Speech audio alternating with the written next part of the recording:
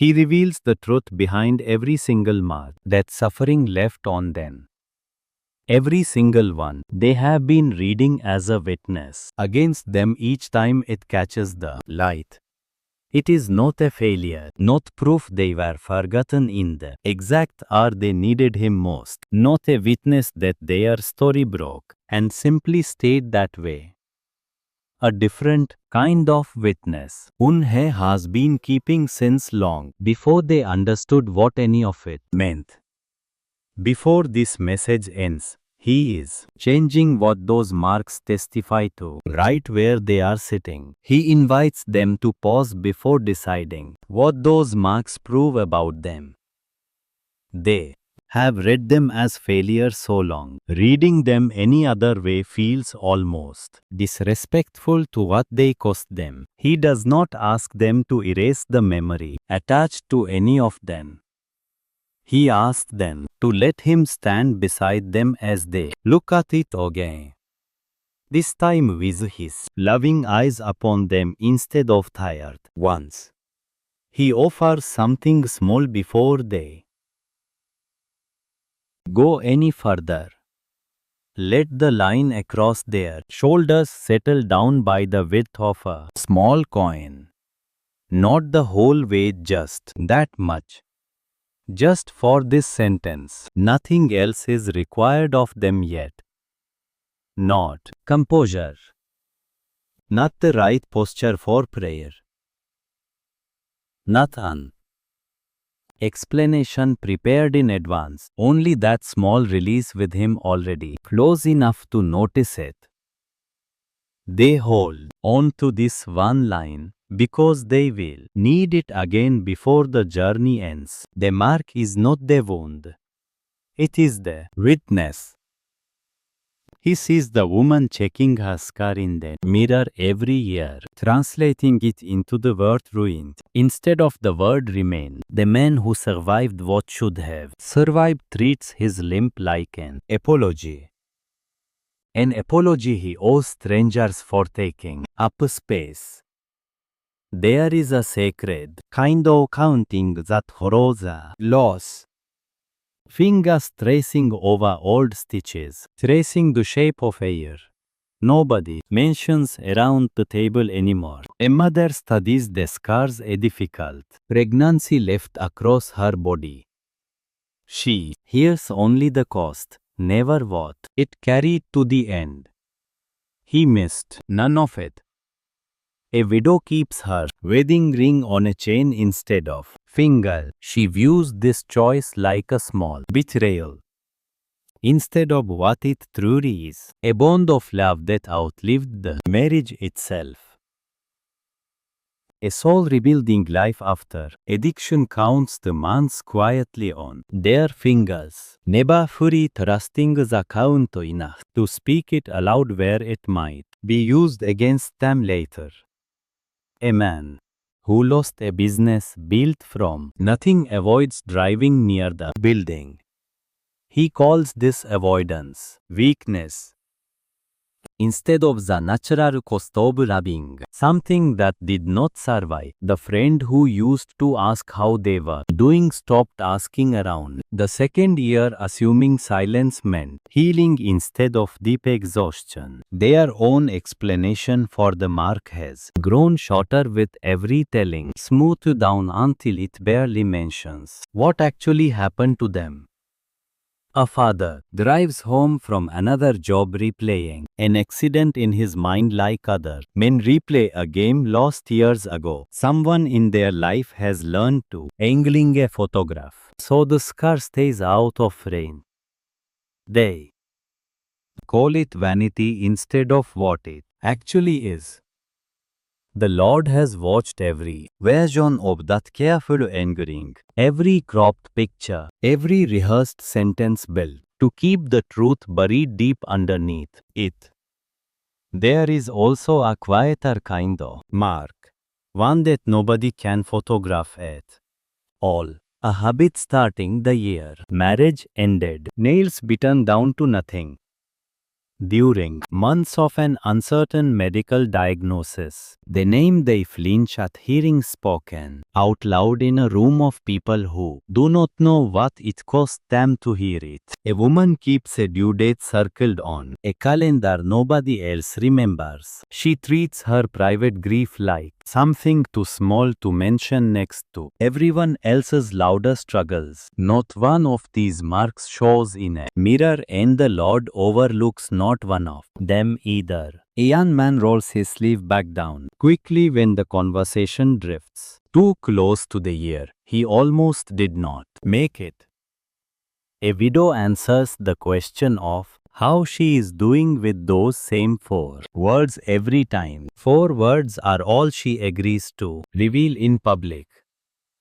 A teenager covers an old injury with makeup before school, believing being seen clearly means being seen as broken.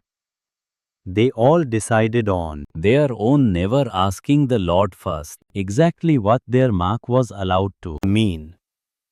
A woman adjusts her scarf in a parking lot mirror before walking into a meeting, checking that no one sees what a hard treatment took from her that year. A veteran pauses at the bottom of a flight of stairs, finding the easiest way up before anyone notices the silent struggle happening. Yet not one is broken beyond repair. They have simply learned to manage what a stranger might notice before that stranger ever gets the chance to react.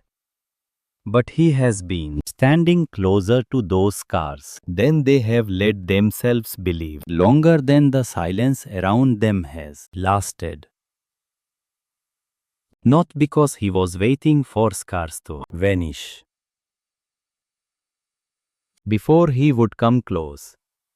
He has never once required that of anyone who ever carried one.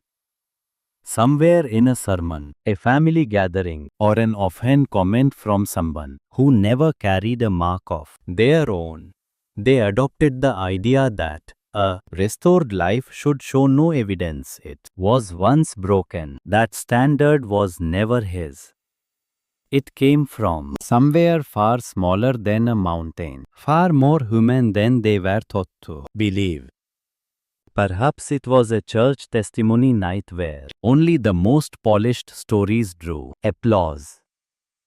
Their story felt too unfinished to bring anywhere near a microphone. Maybe it was a relative who changed the subject the moment their scar came up, teaching them without a single spoken word that some things simply do not get discussed at a family table.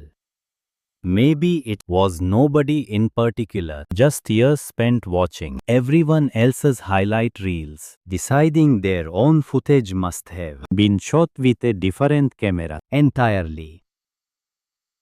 Those moments were never teaching them something true about him. They were teaching them a truth about the people in the room. And they filed it under his name by mistake. The parent in them has been apologizing to a child for a scar that child has never once flinched at. The survivor in them keeps rehearsing an explanation nobody actually asked for, just in case someone eventually does. The version of them that lived through the worst year on record has learned to introduce themselves without mentioning it, as if leaving it out were the same thing as being fully healed from it. That performance was never required in front of him. He did not ask them to arrive polished. He did not ask them to file the mark under a chapter they never revisit. He asked for the version of them that actually exists, the one still carrying it, still unsure exactly what it means, still standing there anyway. Here is where the lie breaks. The version of him they inherited treated every visible mark as unfinished business, evidence he would be embarrassed to let stand in the light. Something to be resolved quietly before anyone important noticed it. That version keeps a very tidy office. It prefers stories where the wound closes so completely nobody can even find where it used to be. It hands out forgiveness like a phone to fill out. It treats any lingering scar as proof the form was filled out. Wrong. He does not run that kind of office. He never has. The real shape of things runs in the opposite direction. He keeps every mark, every single one. He has never once been ashamed to stand next to one in front of anyone. A witness does not require the story. Their past need not have been easy or explainable in a single neat sentence. It only requires that something real happened, that a soul survived long enough afterward to tell it honestly. That is their sole qualification. Nothing more. Not composure under pressure, not a resolution neat enough for a stage. Not proof that the hard season improved them in every visible way. Simply this: it happened.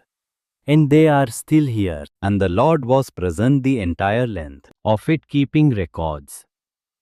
They were never shown until this exact moment. Consider about what a witness actually does in an ordinary courtroom. A witness is not asked whether the events were fair. A witness is not disqualified for having been afraid, injured, or changed by what took place. A witness is called forward for exactly one reason: because they were there. And what they say carries weight, precisely because they lived through it, rather than heard about it secondhand. That is the position the Lord has been putting them in the entire time, not the position of someone permanently damaged and quietly excused from the room. Here is the difference worth keeping. A wound is what happened to them. It is private. It is painful, and it does not ask their permission before it changes how they move through a room. A witness is what happens afterward. What the wound becomes once it stops being only about the damage and starts pointing toward what carried them safely through it instead. A wound says something broke. A witness says something hell. They have been treating every mark on their story as though it could only mean the first thing. He has been reading it as the second thing since the very day it was made. Every tear they assume it disappeared without a trace, reached further than anyone told them it would. It went nowhere unnoticed. He does not lose what falls in front of him. He has never treated a single one of their tears like background noise, waiting for them to compose themselves. Grief that felt wasted was never wasted on him. Never wasted. A cry that felt unheard because no one else happened to be in the room. It was never unheard in the room. That actually mattered.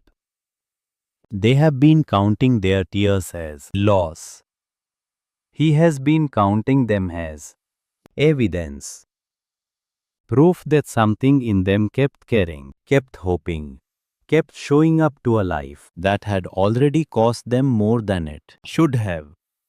They have been keeping their own private account of every time they cried, telling it up as proof of exactly how alone they were in each of those moments. There is an older accounting than theirs, kept by a king who once wrote from inside a cave while men hunted him through the hills, convinced no one important was recording any of what he was going through. He wrote that his tears had already been counted, gathered and kept somewhere safe, as though sorrow itself were valuable enough to store rather than simply let drain away unnoticed. That ledger remains wide open. Every tear they thought vanished the moment it fell is already recorded in the same ledger, and not a single entry has ever been marked as wasted. If those words just found then, sitting exactly where they are leaving the word witness in this space, not as a performance for others to see, but as a small admission to themselves that the mark they keep hiding might mean something other than what they decided alone. The Lord has also been changing what they have won over, all of it even when they could not feel the transformation taking place. The version of them that walked through the darkest days wore something heavy for a very long time, a garment stitched from exhaustion, apologies and silent grief that never got a proper name. The Lord has been trading that for something new, one thread at a time. So, slowly they mistook the holy exchange for nothing happening at all. There is an ancient promise about trading ashes for something beautiful, mourning for gladness, and a heavy spirit for a garment they can actually wear out in public without shame.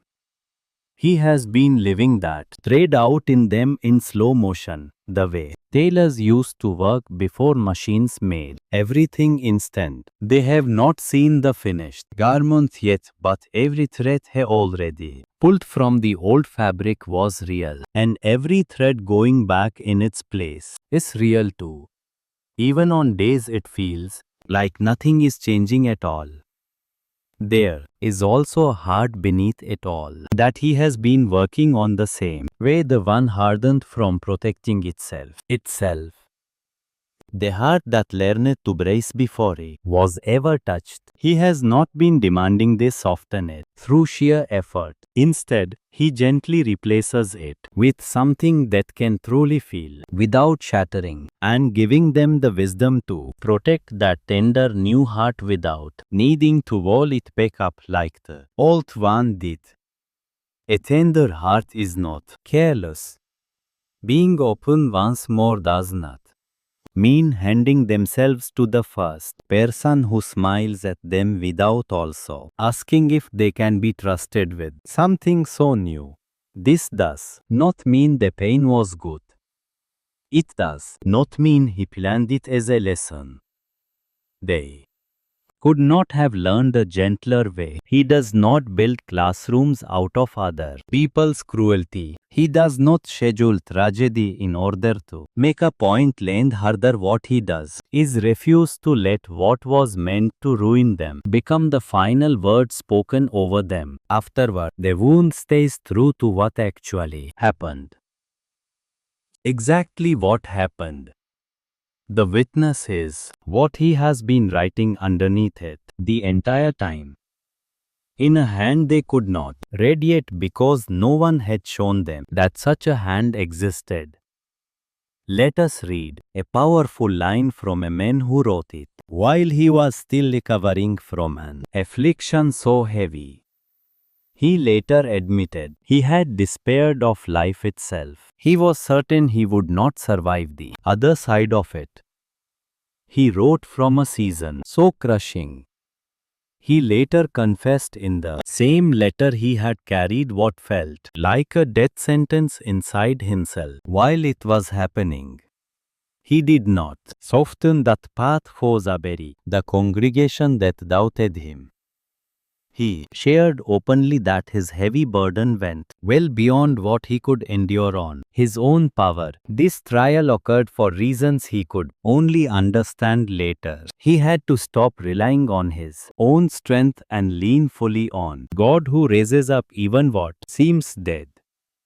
One must consider what it truly costs to confess that level of brokenness in writing. He knew this letter would be read to critics searching for any reason to reject him.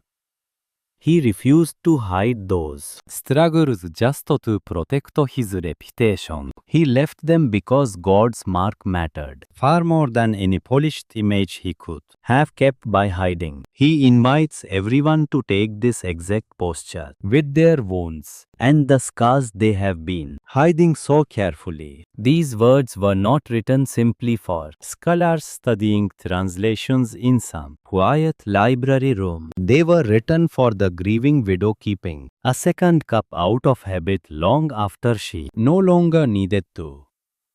They comfort the parent who still hesitates walking past a specific hallway years later. They are meant for you. Looking at an old scar in the mirror and deciding once again what it must say about your life. He wants us to hear the words exactly as they were first set down by that same broken apostle, unfiltered, not trimmed down to make them easier to forget by noon. Here is his words in 2 Corinthians 1:22. God has placed his seal on us and given his Holy Spirit in our hearts as a pledge. Read those words slowly, because each single word holds much deeper meaning than it appears to at first glance. He has placed his seal on believers. A seal is not a decoration. It is an imprint stamped into something to prove who owns it and that it remains completely untouched. That is what their scars have actually been this whole time. Not proof they were damaged goods, but a seal proving ownership. Proof that nothing suffering did to them was ever able to change whose they remain through it. See what the scripture does next. It does not stop at the seal. It moves straight to a guarantee, a deposit given now as a down payment on something greater still on the way. A guarantee is not the total amount. It is proof the rest is surely coming. Signed by a Lord who never once fails to fulfill a promise so specific. Their mark is the seal. What is still coming is the guarantee behind it, already paid in part, already unmistakably theirs. Observe also the tiny word sitting just before the seal. Also. He also put his seal on them. Also, meaning in addition to something already given, a relationship that already existed, established and settled before the seal was ever stamped upon it. The seal was never the first step. It confirmed what was already true, instead of creating something out of nothing. Their mark works the same way. It didn't make them his. It arrived on top of a belonging that was already decided, just as a wax seal is pressed into a letter that was already written, securing a message that had already been settled long before the wax ever touched the page. Let's reflect on that order for a moment, because the sequence changes how they read their whole story. Belonging came first. Proof came second. They have been living as though it worked the other way around, as though they had to produce enough evidence of recovery before the Lord would claim them, as if the claiming itself was pending review until further notice. Nothing about that was ever true. A child born into a family does not earn the family name by behaving well through a difficult year. The name was there before the first breath, and every document stamped afterward only confirms what the birth had settled. That is why suffering could not harm family then. Whatever broke them arrived long after the belonging was decided, meaning it never held the power to reverse a decision it had no part in making. When they doubt whose they are not questioning open business. They are relitigating a case that was closed before their pain ever entered the courtroom, and closed in their favor, giving them his spirit in their hearts. Notice it does not say his instructions in their hands or his rules on a page they carry with them. It says his spirit in their heart. The same place where every mark they have been hiding actually lives. His seal was never placed only on the outside of their story. The way a stamp gets pressed onto an envelope and forgotten once it has been delivered. It was placed on the inside the exact spot where the wound sits, so that the place most tempted to call itself ruined is the very place he chose to move into permanently. Here is what makes that promise more than a wish. After he rose from what should have finished him permanently, he did not erase the marks in his own hands and side. He kept them. He let a friend who could not believe he was really alive place his fingers directly against the wound. The mark was his proof, not the embarrassment he needed to hide. He stood in front of people he loved carrying evidence of the very worst thing that had ever happened to him. And he did not turn it away from the light or hold it behind his back. If he was not ashamed to bring what suffering left on his own body into resurrection, he is not about to ask you to hide what suffering left on yours. Remember what he promised you at the start of this message, the truth about every mark you have been carrying. Here it is, plain enough to keep. The wound was real. It cost you exactly what it looked like it cost you, but it was never the whole sentence written over your life. His witness is what he has been adding underneath it this entire time, sealed the same way, guaranteeing the her same way, in a hand you had never been shown before. Today he is not telling you every mark will disappear by a date you can circle on a calendar, or that the ache behind it stops the moment this message ends. That is not the promise sitting on the table in front of you.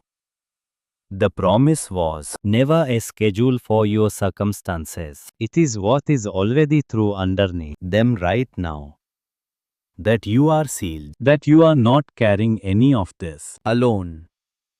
That the worst thing that ever happened to you does not get the final word over who you are becoming next. Anyone offering them a guaranteed timeline for their pain to end by a certain hour is not reading from the same page the Lord just read then.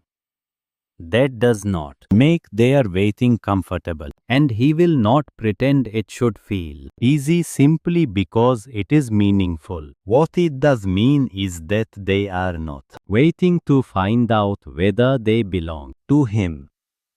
That question was settled the moment the seal was pressed. What they are waiting on now is the full delivery of a promise whose down payment already cleared. So here is something small they can carry into the rest of their week if they want.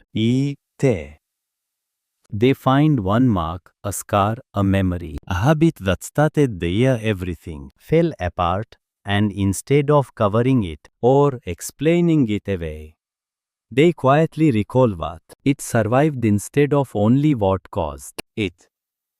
Not out loud to anyone else yet. If that still feels like too much to risk, just to themselves once honestly, in whatever room they happen to be standing in when they try it. They may not notice anything shift the first time they attempt this, or even the 10th. Somewhere around the 30th quiet look at that same mark, they may catch themselves reaching for a different word for it without deciding to. It is not ruin, not proof they failed. Evidence instead that they are still here, still standing, still someone he keeps in full view, without a trace of hesitation. That is not a fast transformation. It was never designed to be one.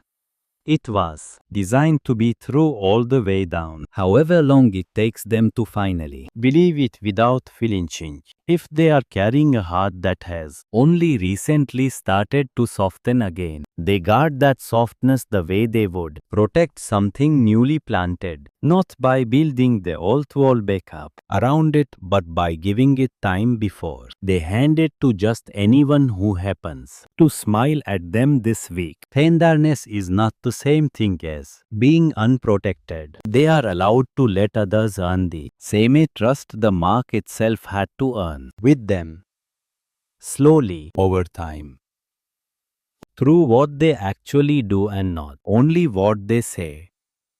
Taking 3 unhurried breaths in quiet reflection now, letting each one leave a little slower than it arrived. Not a technique to master by the end of this sentence, not a performance for anyone keeping time. Just 3 breaths, however uneven before, the one who never once needed them to breathe correctly before coming close to them. They do not need to explain the whole story to anyone in order for this to count. Someone in their life will eventually notice the difference in how they carry the same mark they used to hide. They will not need the full history to feel it. A friend still bracing for her own worst season may take courage from watching them stop apologizing for theirs. A stranger may never know their name and still be steadied by the fact that they did not disappear when their story got hard. None of that requires them to perform recovery. It only requires them to stop covering the seal long enough for someone else to notice it was there. Somewhere ahead of them, there may be exactly one person ready to hear the honest version instead of the edited one. They do not have to find them today. And they do not owe their story to everyone who asks out of curiosity instead of genuine care. But if a name came to their mind just now, while they read that sentence, they should treat it as a nudge, not coincidence. Telling the truth of a mark to even one trustworthy person tends to loosen something that silence alone never quite manages to release by itself. They should keep this line because it is the only one they truly need to carry out of everything else they just read. The mark is not the wound. It is the true witness. Every scar they have been hiding, every memory they have been sending down, every tear they assumed went unnoticed, all of it has already been read. All of it has already been sealed, and none of it disqualifies them from a single promise the Lord has given them. They do not have to feel triumphant about any of this today for it to be true. They are allowed to still ache over what caused the mark, while also accepting what He is telling them it has become. Both things can be true in the same sentence, the same year, the same slow, unfolding life. The wound was real. The witness is greater. Their tears were not wasted. Their story is not ruined. What suffering marked mercy has sealed, the promise behind it has never once expired. Amen. There is something waiting for them in the pinned comment. A short page written for the next time they catch themselves hiding a mark instead of reading it. If someone came to mind while they were listening, someone carrying a mark of they never once showed him their own kindness, let this be the reason He finally sends it their way.